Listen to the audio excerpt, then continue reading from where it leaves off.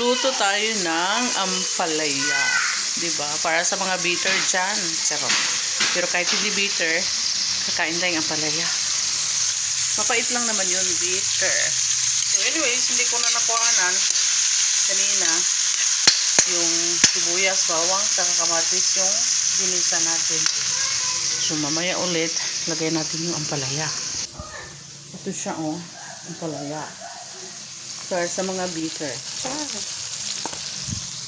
So, ang gawin natin, palutuin muna natin mabuti yung kamatis. Yan. Yan. Kamatis. Wala nang alamang. Pero okay lang yan. Itlog na lang ilagay natin sa ampalaya. Sarap yan. Ciao. Ay na, naubusan akong gas. Tingnan mo naman, hindi ko pa naluto. Ayan. Diba? Wala na siyang gas, Ayaw na. Mamaya ulit. Ito, mamaya gagawin natin bulang lang.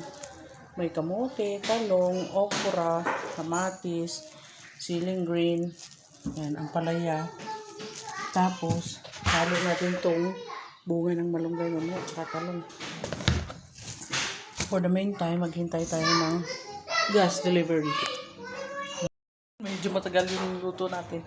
Para makaluto tayo agad pero medyo matagal ito dahil kuryente yung gagamitin natin. Ayan, dito tayo sa oven. Magluluto.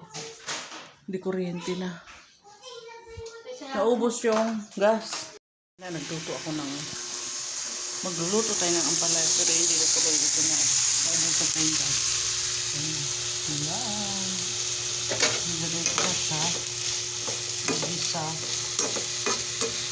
Palutuin lang natin. May kamatis, sibuyas at bawang.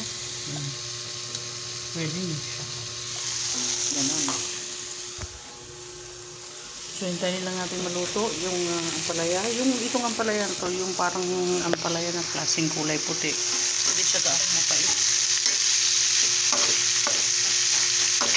Lagyan lang ng itlog. Pwede na yan. Masarap na yan. Wait until cook. Natin siya ng konting tubig para maluto.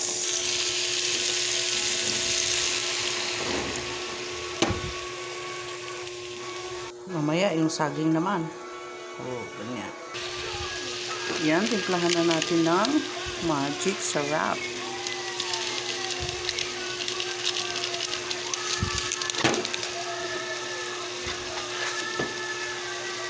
Pinch of salt.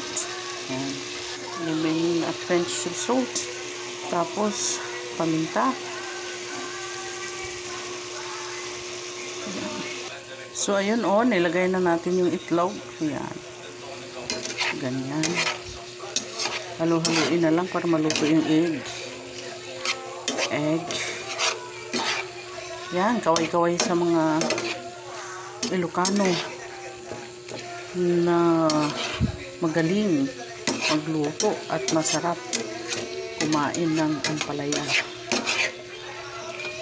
Pero hindi lahat ng Ilocano kumakain ng ampalaya. Yung asawa ko ayaw kumain ng ampalaya.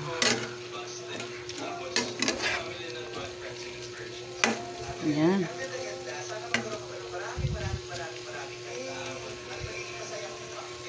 Yung ayaw kumain ng ampalaya, ayaw din kumain ng papaitan na turingan na Ilocano. Pero yan masarap na. So ibig sabihin luto na yan, ready na siya. Thanks guys for watching.